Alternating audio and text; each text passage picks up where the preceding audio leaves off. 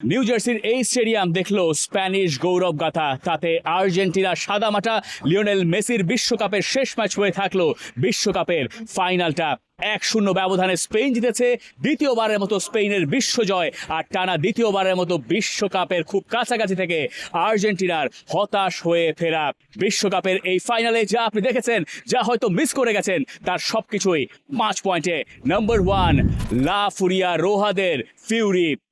Spain এমনভাবে বিশ্বকাপটা জিতলো, এরপর সম্ভবত একজনকেও খুঁজে পাওয়া যাবে না যিনি বলতে পারেন স্পেন এই বিশ্বকাপটা ডিজার্ভ করে না। আপনি বলতে পারেন তারা ফাইনাল জিতেছে মোটে 1 গোলের ব্যবধানে বা ন্যূনতম ব্যবধানে, কিন্তু সেই গোলটা করতে তাদের 106 মিনিট পর্যন্ত অপেক্ষা করতে হয়েছে। কিন্তু তারপরও এই স্পেন দলটা দেখিয়েছে সেমিফাইনাল এবং ফাইনালে ডমিনেশন কাকে বলে। প্রথমে তারা ফ্রান্সকে ডমিনেট করলো, এরপরে তারা আর্জেন্টিনাকে ডমিনেট করলো এবং আর্জেন্টিনাকে তারা এমনই কোণঠাসা বানালো। বিশ্বকাপের ফাইনাল যখন চলছে তখন আপনি জানেন যে স্পেন আসলে কখন গোল করবে, সেটাই ছিল এই ফাইনালের সবচেয়ে বড় প্রশ্ন।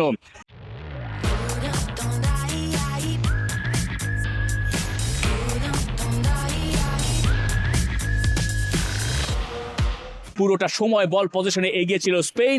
তারা একের পর এক আক্রমণ করছিল। আর্জেন্টিনা আর লিওনেল মেসি বড্ড কোণঠাসা হয়েছিল পুরোটা সময়ে। বলা হয়ে থাকে যে আপনার ডিফেন্স আপনাকে বিশ্বকাপ জেতায়, আর স্পেন রেকর্ড করলো মোটে 1টা গোল হজম করে বিশ্বকাপ জিতে। বিশ্বকাপের এত বছরের ইতিহাসে, মানে 96 বছরের বিশ্বকাপের ইতিহাসে কখনো কোনো দল মাত্র 1 গোল হজম করে বিশ্বকাপ জেতে নাই। এবং সঙ্গত কারণেই পাউ কুবার্সি হয়েছেন এইবারে বিশ্বকাপের সবচেয়ে তরুণ সেরা ফুটবলার, এবং তার সঙ্গে উনাই সিমন জিতেছেন বিশ্বকাপের গোল্ডেন গ্লোভসের ওই পুরস্কারটা। খুব স্বাভাবিকভাবে স্পেনের ব্যাকবোন ছিল তাদের ব্যাকলাইন, কিন্তু গোল করতে হলে একজন গোল স্কোরারও প্রয়োজন। সেই গোল স্কোরারও স্পেন খুঁজে পেল সুপার সাব ফেরান তোরেসে। অথচ ফেরান তোরেসকে নিয়ে কত কথা ছিল, কত আলোচনা ছিল, কত প্রশ্ন ছিল। সেই ফেরান তোরেস যখন বদলি হয়ে নামলেন বিশ্বকাপের ফাইনালে তিনি গোল করলেন। তার জায়গা এখন আন্দ্রেস ইনিয়েস্তার সঙ্গে, যে ইনিয়েস্তা জোহানেসবার্গে 2010 বিশ্বকাপের ফাইনালে 116 মিনিটে নেদারল্যান্ডসের বিপক্ষে গোল করেছিলেন। আর ফেরান তোরেস গোল করলেন ঠিক আমার পেছনে যে নেটটা দেখতে পাচ্ছেন সেখানেই শেষ পর্যন্ত এই ফাইনালের পার্থক্যটা গড়া হয়েছে। স্পেন 2024 থেকে তাদের উত্থানের গল্প লিখছিল। ইউরো যখন তারা জিতেছিল তখন থেকেই বলা হচ্ছিল এই দলটা ফেভারিট। তার কারণ ছিল তাদের তরুণ ফুটবলাররা, তাদের যে বল পজিশন নিয়ে খেলা এবং নতুন স্টাইল ডেভেলপ করা। স্পেন বরাবরই তাদের যে আইডেন্টিটি তাতে থিতু থেকেছে, মানে তাদের বল পজিশন ধরে রাখার যে ব্যাপারটা, বা পাসিং ফুটবল, বল পজিশন ঠিক টিকি তাকা না। মানে 2010 সালে যে স্পেনকে আপনি দেখেছেন টিকি তাকা খেলতে, এখনকার স্পেন ঠিক সেই অর্থে টিকি তাকা খেলে না, কিন্তু তারা পজিশন বেজ এবং কার্যকরী ফুটবলটা রপ্ত করে এই স্পেন বিশ্বকাপটা আরও একবার ঘরে তুললো। অথচ দেখুন সেই 2010-এর পরে 2014-তে স্পেন বাদ পড়েছিল বিশ্বকাপের গ্রুপ স্টেজ থেকে। 2018, 2022 দুইবারই তারা টাই ব্রেকারে কাটা পড়েছিল, কিন্তু তারপর তাদের ফুটবলিং ফিলোসফি থেকে তারা কখনোই পিছপা হয়নি। এবং সেই কারণেই স্পেনের ট্রাস্ট দ্য প্রসেস শেষ পর্যন্ত স্পেনকে সফলতা এনে দিল। সফলতা এনে দিয়েছিল ইউরোতে, সফলতা এনে দিল তাদেরকে এই বিশ্বকাপেও। এবং তারা একের পর এক ম্যাচ যেভাবে জিতলো, তাদের ক্লিয়ার ডমিনেশনের কথা সেখানে স্পষ্ট আছে। সেই গ্রুপ স্টেজ থেকে শুরু করা যাক। একটা মাত্র ম্যাচ স্পেন জিততে পারে নাই, সেটা কার বিপক্ষে? কেপ ভার্দের বিপক্ষে। কেপ ভার্দের সঙ্গে তারা ড্র করেছিল। তখন শোরগোল ছিল যে স্পেন আসলে কি অত ভালো যত ভালো তাদেরকে বলা হচ্ছে? কিন্তু এই স্পেন দল তো 2010 সালেও বিশ্বকাপ জিতেছিল, প্রথমে সুইজারল্যান্ডের সঙ্গে হেরে। এরপরে স্পেন একটানা জয়ের ধারা বজায় রেখেছিল। ঠিক একই রকম গল্প এই স্পেন দলটা এইবারের বিশ্বকাপেও লিখলো। এরপর থেকে তারা সৌদি আরবের সঙ্গে 4-0, এরপরে উরুগুয়ের বিপক্ষে 1-0, এরপর তারা রাউন্ড অফ 32-তে অস্ট্রিয়া, রাউন্ড অফ 16-এ গিয়ে তারা পর্তুগাল, মানে যারা বিশ্বকাপের অন্যতম ফেভারিট, তাদেরকে তারা হারিয়েছে। এরপরে তারা বেলজিয়ামের বিপক্ষে জিতেছে। সেই বেলজিয়ামে তাদের বিপক্ষে একমাত্র গোলটা করতে পেরেছিল। এরপরে তারা গেল কোয়ার্টার ফাইনাল থেকে সেমিফাইনালে, যেখানে তাদের প্রতিপক্ষ ফ্রান্স। আপনি বুঝতে পারছেন পর্তুগাল, ফ্রান্স, বেলজিয়াম কি সব বাধা উপরে। তারপর তারা মানে ডিফেন্ডিং চ্যাম্পিয়ন আর্জেন্টিনা, লিওনেল মেসির আর্জেন্টিনার বিপক্ষেও কোনো গোল হজম করলো না। ইনফ্যাক্ট আর্জেন্টিনাকে তারা অ্যাটাকই করতে দিচ্ছিল না। এরপরে গিয়ে তারা ম্যাচটা জিতলো। এক্সট্রা টাইম পর্যন্ত তারা অপেক্ষা করলো। একবারের জন্য আপনার কাছে মনে হয় নাই হয়তো যে এই দলটা খুব তাড়াহুড়ো করছে, গোল হচ্ছে না? তাতে কি স্পেন তাদের নিজেদের যে বিশ্বাস, সেই বিশ্বাসে স্থিত ছিল, এবং বিশ্বাসে যদি বস্তু মেলায় তাহলে সেটা স্পেনের জন্য কার্যকরী, সেই কথাটা। এবং স্পেন বিশ্বাসে তাদের বস্তু মিলল, সেই বস্তুর নাম বিশ্ব কাপ। Number 2, Argentina. আর্জেন্টিনার জন্য মার্ফিজ ল হচ্ছে এই পয়েন্টের নাম। মার্ফির লতে আসলে কি বলে, আপনার জীবনে যা কিছু ভুল হতে পারে তার সব কিছুই ভুল যাবে, বা যে কোনো কিছু আপনার জন্য যা ভুল হতে পারে তার সবকিছু ভুল হয়ে যায়, এইভাবে দেখতে পারেন। আর্জেন্টিনার জন্য ঠিক তাই হয়েছে। আর্জেন্টিনা জানতো যে স্পেনের বিপক্ষে তারা ফেভারেট নয়। স্পেন যেই ধরায় ফুটবল খেলছে, স্পেনের এই দলটাকে আটকাতে হলে আর্জেন্টিনাকে ডিফেন্ডিংয়ে খুব নজর দিতে হবে। সম্ভবত এই কারণে লিওনেল স্কালোনি নিকো গঞ্জালেসকেও মাঠে নামালেন। নিকো গঞ্জালেসকে নামিয়ে তালিয়াফিকোকে সাহায্য করার চেষ্টা করলেন। সাহায্য করার চেষ্টায় এমন ছিল যে লিসান্দ্রো মার্তিনেজও লামিন ইয়ামালকে আটকে রাখছিলেন, কিন্তু আর্জেন্টিনা যখন একবার ম্যাচ শুরু হলো তখন তাদেরকে আর খুঁজে পাওয়া গেল না, এবং তাদের কপালটাও মন্দ যেতে থাকলো একের পর এক। শুরুতে লিসান্দ্রো মার্তিনেজ ইনজুরিতে পড়লেন, প্রথমার্ধের শেষের আগেই তাকে মাঠ ছেড়ে বেরিয়ে যেতে হলো। নিকোলাস ওতামেন্দি এর পরে মাঠে নামলেন। হয়তো লিসান্দ্রো মার্তিনেজকে তুলে ফেলতেই হতো লিওনেল স্কালোনিকে, যেহেতু তিনি একটা হলুদ কার্ড ততক্ষণে দেখেছেন, কিন্তু এত দ্রুত নিশ্চয়ই সেই পরিকল্পনা লিওনেল স্কালোনির ছিল না। এরপরে সেকেন্ড হাফে কুতি রোমেরো যখন ইনজুরিতে পড়লেন, হাইড্রেশন ব্রেকের ঠিক আগে, সেকেন্ড হাফের হাইড্রেশন ব্রেকের ওই সময় বোঝা গেল যে আর্জেন্টিনার জন্য এই ম্যাচ পুল অফ করা যথেষ্ট কঠিন হয়ে যাবে।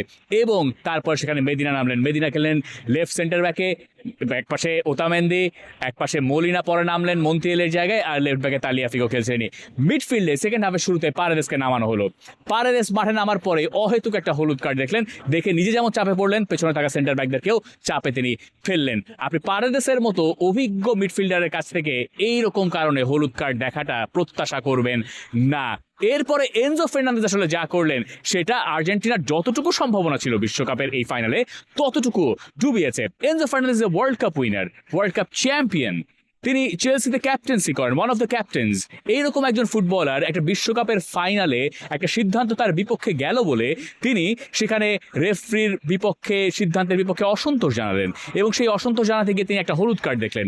ওই সময় হলুদ কার্ড দেখার পরে তিনি আবার রেফরিকে তালিও দিয়েছিলেন। এই ঘটনা ঘটালে রেফরি ওখানে খানিকটা দয়া দেখেছেন, নইলে চাইলে তিনি আরেকটা হলুদ কার্ড তখনই বের করে দিতে পারতেন। সেই এনজো ফার্নান্দেজ ম্যাচের একেবারে শেষ অংশে গিয়ে, ম্যাচটা যখন এক্সট্রা টাইমের দিকে যাচ্ছে, আর্জেন্টিনা কোনোভাবেই সুবিধা করতে পারছে না, তখন তিনি একটা ওয়াইল্ড অ্যাটাক করলেন, ওয়াইল্ড ট্যাকেল করলেন। সেই ট্যাকেলে তিনি দেখলেন সেকেন্ড ইয়েলো কার্ড। ওখানে যদি সেকেন্ড ইয়েলো কার্ড দেখেন, সরাসরি রেড কার্ড হয়তো দেখতে পারতেন অন্য কোনো দিন, হু নোজ।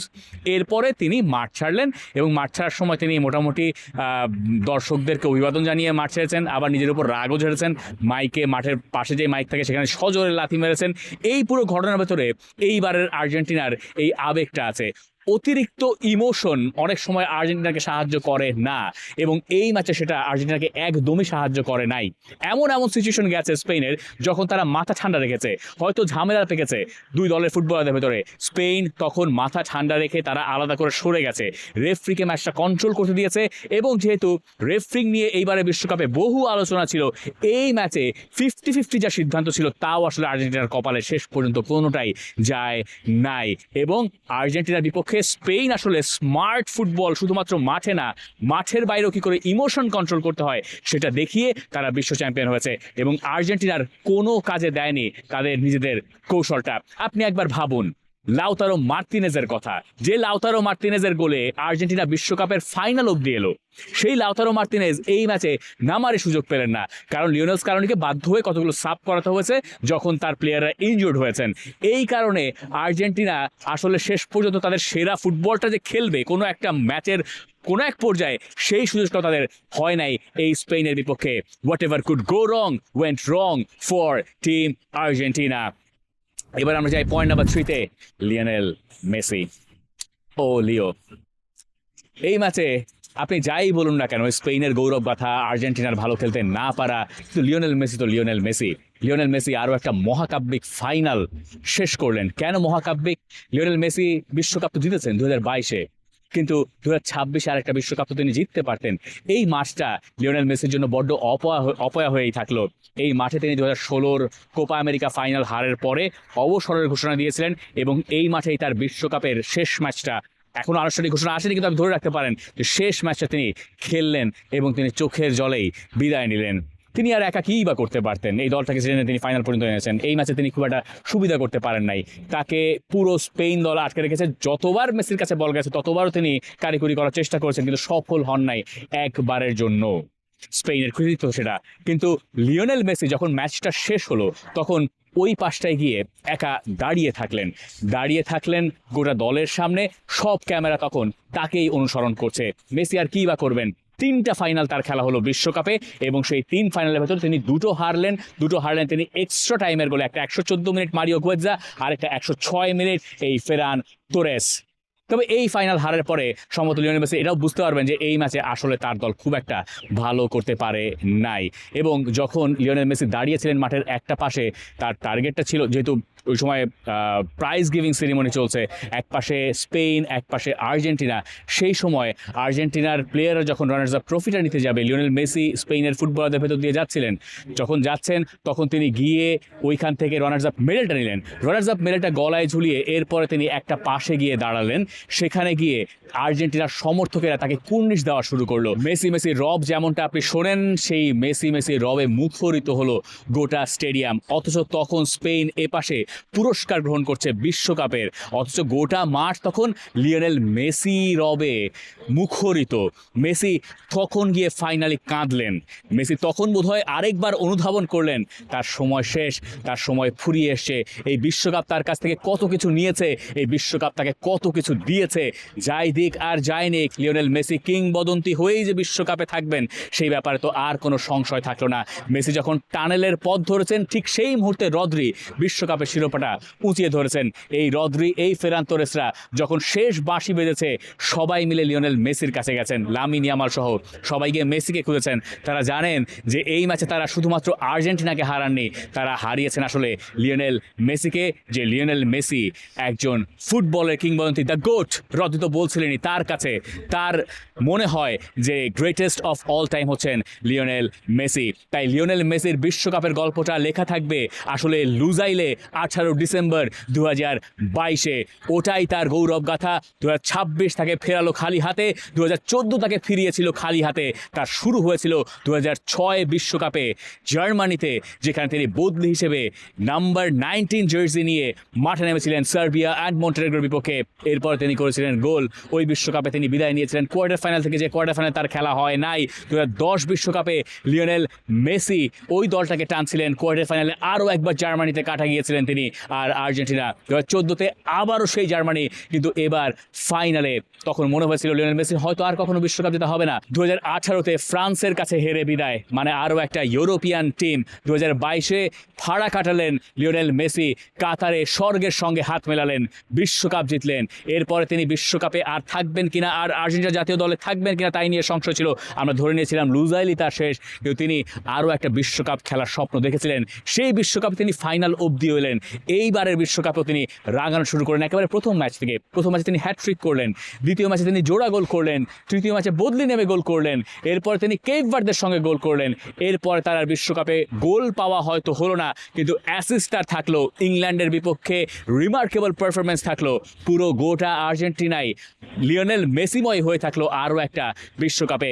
আর সেই বিশ্বকাপে রানার্স আপ হয়ে লিওনেল মেসির বিশ্বকাপ অধ্যায়টা শেষ হলো। এই গত 20 বছর ধরে লিওনেল মেসি আমাদেরকে কত বিনোদন দিয়ে গেছেন, কাউকে হাসিয়েছেন, কাউকে কাঁদিয়েছেন। লিওনেল মেসিকে ধন্যবাদ। এই মাঠ হয়তো লিওনেল মেসিকে খালি হাতে ফিরিয়েছে, কিন্তু গোটা বিশ্ব লিওনেল মেসিকে যে ভালোবাসা দিয়েছে আর সম্মান দিয়েছে এই বিশ্বকাপ স্পেশালি, সেটা লিওনেল মেসির প্রাপ্য। শুধুমাত্র মেসিরাই এই সব সম্মানের প্রাপ্য হয়ে থাকেন। এবার আমরা যাই পয়েন্ট নাম্বার 4-এ, ফেরান তোরেসকে নিয়ে আমাদের কথা বলতে হবে। ফেরান তোরেস যিনি বিশ্বকাপের ফাইনালে গোল করলেন, তিনি এই বিশ্বকাপে এসেছিলেন অনেক প্রশ্ন নিয়ে। তাকে আসলে বিশ্বকাপ দলে রাখা হয়েছে কেন, এই প্রশ্ন দেলা ফুয়েন থেকে জিজ্ঞাসা করা হয়েছিল। এমনকি এই বিশ্বকাপের আগে, মানে বিশ্বকাপ যখন শুরু হয়েছে কেবল, সেই সময় ফেরান তোরেসের দাদার একটা ইন্টারভিউ স্প্যানিশ এক মিডিয়া নিয়েছিল। সেই মিডিয়াতে তাকে প্রশ্ন করা হয়েছিল, মানে ফেরান তোরেসের দাদাকে, যে আপনার কি মনে হয় যে আপনার নাতি এই স্পেনের বিপক্ষে বিশ্বকাপে গোল করতে পারবে? তখন তিনি বলছেন খুব কঠিন। তোমরা যেভাবে ফেরান তোরেসকে নিয়ে সমালোচনা করো, তিনি আবার খুব রসিক মানুষ, বলছেন খুব কঠিন, আমি জানি না ও গোল করতে পারবে কিনা। সেই ফেরান তোরেস হয়তো ওখানে তার গোলের খুব একটা প্রয়োজন ছিল কিনা, কিন্তু তিনি এখন বিশ্বকাপের ফাইনালে গোল করেছেন। আপনি একবার ভাবুন তার গল্পটা, যে ফেরান তোরেসকে গোটা স্পেন ভরেই দুধ দেওয়া হয়, এমনকি বার্সেলোনা সমর্থকরা তাকে নিয়ে হাসি ঠাট্টা করেন। He is a world cup winner, শুধুমাত্র উইনার নয়, তিনি বিশ্বকাপ জিতলেন এই মাঠ থেকে। লামিন ইয়ামাল 19 বছর বয়সে বিশ্ব জয়ী। এই স্পেন দলটা আসলে সেই বার্সার ডিএনএটাই ক্যারি করলো অনেক অর্থে, যে বার্সার ডিএনএতে 2010 সালে বিশ্বকাপ জিতেছিল স্পেন প্রায় একই ছকে de la Fuente, Ferran Torres, Lamine Yamal, Pau কুবার্সিতে ভর করে এই বিশ্বকাপটা জিতলেন। পাও কুবার্সির কথা আপনি ধরুন, পাও কুবার্সিকে 2024 ইউরোতে তিনি দলে রাখেন নাই, তখন তিনি বলছেন টু ইয়াং। পাও কুবার্সি তো মন খারাপ করেছিলেন, কিন্তু পাও কুবার্সিকে তিনি এই বিশ্বকাপে নিয়ে এলেন। এই বিশ্বকাপে নিয়ে এসে পাও কুবার্সি বিশ্বকাপের সেরা তরুণ ফুটবলার নির্বাচিত হলেন। এই হচ্ছে de la Fuente magic. Number 5, de la Fuente magic. De la ফুয়েন্তেকে নিয়ে আমাদের খুব বেশি কথা হয় না, তিনি এমন কোনো আহামরি বড় মাপের সাবেক ফুটবলার নন যাকে নিয়ে কথা বলতে হবে।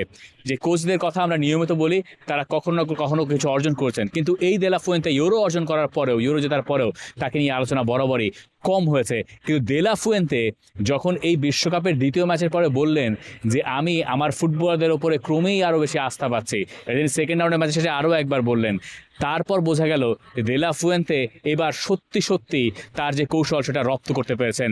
মানে স্পেন দলটা 2024 ইউরো জেতার পরে 2026 এসে কিছুটা সংশয় ছিল। স্পেনের গত কয়েক ম্যাচের পারফরমেন্স, স্পেশালি স্পেনের ফুটবলাররা কিছুটা ফর্মহীনতায় ছিলেন। যেমন ধরুন রদ্রির কথা, রদ্রি মাস্টার ক্লাস তো আপনি আরও একবার দেখেছেন এই বিশ্বকাপে, তিনি তো গোল্ডেন বল জিতেছেন। এখন এই গোল্ডেন বল জেতার পেছনে কৃতিত্বটা আসলে দেলা ফুয়েন্তেরও। মানে আমরা হয়তো এই পয়েন্টটার নাম রদ্রি দিতে পারতাম, রদ্রি মাস্টার ক্লাস, কিন্তু দেলা ফুয়েন্তে এই রদ্রিকে সঙ্গে রেখেছিলেন। আগের মৌসুমটা রদ্রির খুব একটা ভালো যায়নি, তিনি তাকে রেখেছিলেন। মিকেল মেরিনোকে তার দরকার হয়েছিল, মিকেল মেরিনোকে তিনি রেখেছিলেন। উনাই সিমনকে নিয়ে প্রশ্ন ছিল কেন উনাই সিমনকে খেলানো হয়। ডেভিড রায়া আছেন, আর্সেনালের হয়ে এত ভালো করেছেন, তাকে না খেলে তিনি ঠিক উনাই সিমনকে খেলেছিলেন। Unai Simon golden gloves winner. De la Fuente জানতেন লা ফামিলিয়া নামে একটা ব্যাপার আছে, পরিবার, এবং এই পরিবারটাই আসলে স্পেনকে এই বিশ্বকাপে জিতিয়েছে। মানে তার কাছে ব্যাপারটা হচ্ছে ইটস এ টিম, এখানে কোনো আলাদা ইন্ডিভিজুয়াল থাকবে না, এবং সেই ইন্ডিভিজুয়ালের প্রয়োজনও হয় না স্পেনের। গোটা দলীয় পারফরমেন্সেই স্পেন বিশ্বকাপ জিতেছে। আপনি রদ্রির কথা ধরুন, রদ্রিকে আপনি আলাদা করতে পারবেন, রদ্রি হয়তো ব্যালন ডি'অরটাও জিতবেন। এই মাঠে রদ্রি আরও একবার দেখিয়েছেন কেন তিনি বিশ্বের সেরা মিডফিল্ডার। ম্যাচের টেম্পো কী করে কন্ট্রোল করতে হয়, টিমকে কী করে লিড দিতে হয়, মাথা কী করে ঠান্ডা রাখতে হয়। এই যুগে এসে 30 বছর বয়সে কে আসলে টাকিন করে খেলেন, এই রদ্রি ভদ্রলোক খেলেন, যিনি একটা জিনিয়াসও বটে। মানে মাঠের বাইরে তিনি ইজ এ জিনিয়াস, মাঠেও তিনি জিনিয়াস। আমাদের আসলে এটা জানাই ছিল না এই লেভেলের টেকনিক্যাল অ্যাবিলিটি একজন ফুটবলারের, এইরকম দীর্ঘদেহী ফুটবলারের থাকে।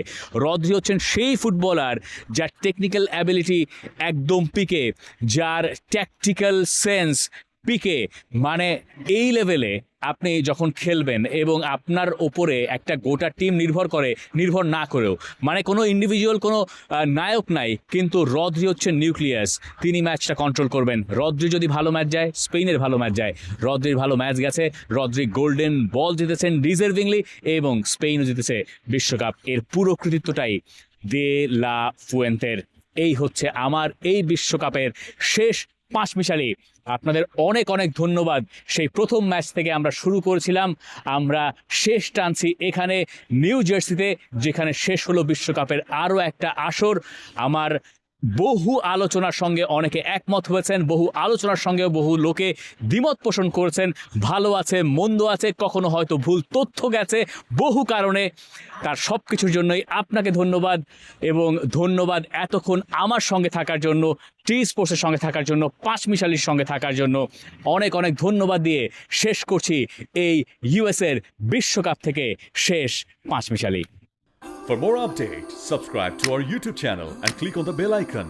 Follow us on Facebook and Instagram. Download T-Sports app to enjoy exciting games and highlights. Visit tsports.com.